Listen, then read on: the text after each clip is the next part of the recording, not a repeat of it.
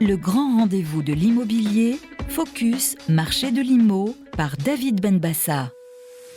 Eh bien David, nous continuons avec vous, avec un professionnel de l'immobilier, c'est l'usage, on l'appelle chaque mois, on va toujours en région, et il va nous rejoindre par téléphone, il s'agit de... Jean-Gilles Couralot, c'est le gérant de l'agence Les Copains de l'Imo à Thonon-les-Bains. Et compte tenu du sujet qui nous intéressait aujourd'hui, je me suis dit que c'était une bonne idée d'avoir un peu une remontée du terrain. Bonjour Jean-Gilles. Oui, bonjour. Merci d'être avec nous. J'avais moi quelques petites questions à vous poser. Et la première, c'était est-ce que vous aviez constaté une hausse des mises en vente de logements avec un DPE F et G sur votre secteur ? Oui, bonjour. Alors, effectivement, cette nouvelle réglementation arrive juste après le haut de la vague de la crise sanitaire liée au Covid, ce qui a entraîné une hausse des prix significative sur le marché de l'immobilier, dans le neuf comme dans la revente. Les propriétaires de logements mal étiquetés, s'ils doivent vendre, profitent également de cette hausse de marché.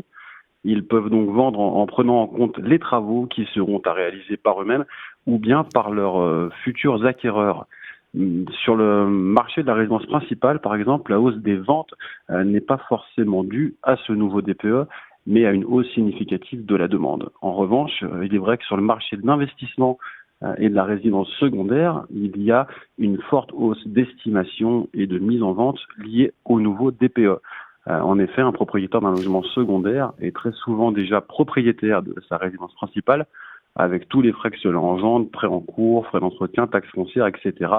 Et l'idée de devoir effectuer des travaux importants dans leur logement secondaire est pour beaucoup d'entre eux impossible financièrement.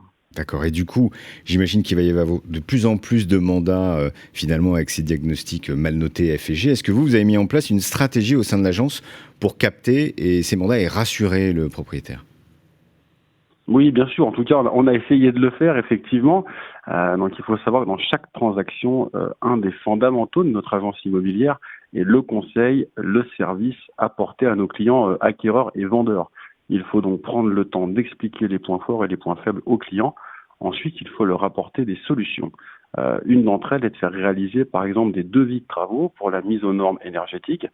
Mais ensuite, il faut trouver des solutions pour financer ces travaux. Donc, il y a plusieurs solutions. Si vous êtes propriétaire de votre résidence principale, vous avez certainement le droit au crédit d'impôt pour la transition énergétique. Il y a certains critères d'éligibilité, évidemment, mais nous accompagnons nos clients dans les démarches qui sont souvent fastidieuses. Point important, le CITE s'applique également pour les biens en copropriété, si bien dans les parties privatives, mais également dans les parties communes. Si vous êtes propriétaire de votre logement secondaire, vous pouvez réaliser des travaux sous la forme de déficit foncier, ce qui vous permettra de défiscaliser les montants de vos travaux sur vos revenus locatifs. Pour l'organisation des travaux, nous pouvons mettre en relation des entreprises qualifiées et compétentes dans notre secteur. Il est important d'avoir des solutions complètes à proposer à nos clients. Eh bien écoutez, merci beaucoup, c'est très très clair et moi j'aurais qu'un conseil à donner et ça suivra tous ceux que vous donnez à vos clients. Si vous êtes à Thonon-les-Bains et que vous cherchez à mettre votre bien en vente, il faut aller toujours pas s'adresser aux copains et les copains de l'IMO, c'est la bonne adresse pour faire ça. Merci beaucoup Jean-Gilles, à très bientôt. Merci à vous, au revoir, à bientôt.